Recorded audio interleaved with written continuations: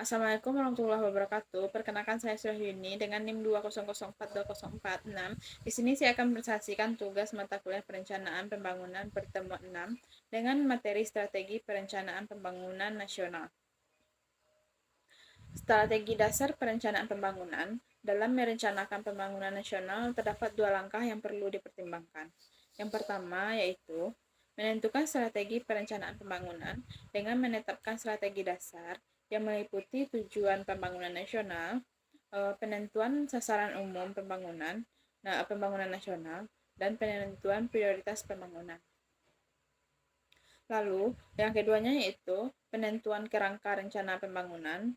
Hal ini disebut sebagai kerangka makro rencana, yang mana yang berupaya menghubungkan antara variabel membangun dari segenap aspek kehidupan bangsa dan negara, yaitu unsur-unsur masukan penyusunan strategi nasional. Untuk mencapai cita-cita suatu bangsa, ada 5 komponen yang harus diperhatikan dalam perencanaan pembangunan nasional. Yang pertama yaitu meliputi kemakmuran di bidang materi, tersirat pengertian serba kecukupan.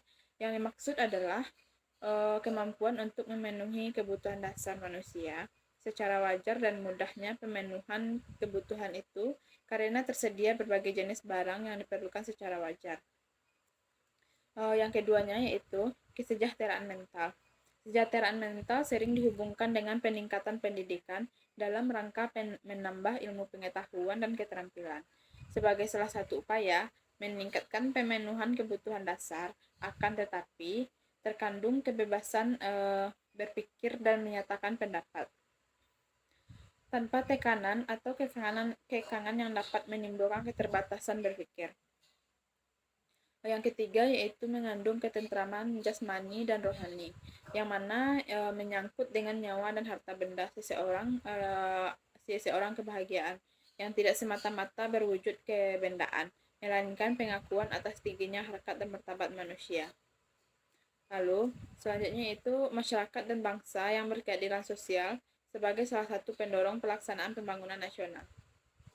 Aspek tragis perencanaan pembangunan nasional yaitu mulai dari proses perumusan kebijakan dan strategi pembangunan nasional bagi suatu bangsa merupakan keterpaduan dari segenap aspek kehidupan bangsa yang sangat tergantung dari kemampuan pengelolaan segenap aspek kehidupan bangsa yang sangat tergantung dari kemampuan dalam pengelolaan segenap potensi secara nasional, yaitu dapat meliputi yang pertama yaitu pertimbangan posisi geografis, yang selanjutnya potensi nasional suatu bangsa, kedaulatan sebagai modal dasar pembangunan nasional, keempat penduduk sebagai moral dasar pembangunan, selanjutnya stabilitas politik sebagai sarana kelanjutan pembangunan nasional, dan stabilitas pertumbuhan ekonomi yang berdampak pada kelanjutan pembangunan.